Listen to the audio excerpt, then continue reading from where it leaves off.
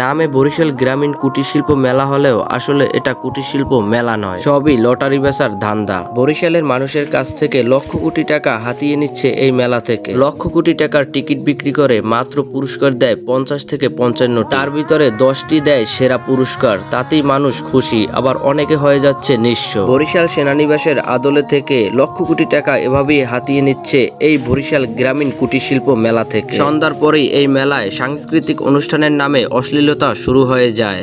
আমি এই ভিডিওর মাধ্যমে সেনাবাহিনীকে জানাতে চাই, এই মেলা লেবুখালী অঞ্চল থেকে উঠিয়ে দেয়া হোক, কেননা এই মেলার নাম দিয়ে চলছে প্রকাশ্যেই জুয়া। এই মেলায় দিনকে দিন নিঃস্ব হয়ে যাচ্ছে বরিশালের মানুষ। দ্রুত এর পদক্ষেপ না নিলে নিঃস্ব হয়ে যেতে পারে বরিশালের হাজারো পরিবার। এই ভিডিওটি সর্বোচ্চ শেয়ার করে সবার ভিতরে ছড়িয়ে দিন।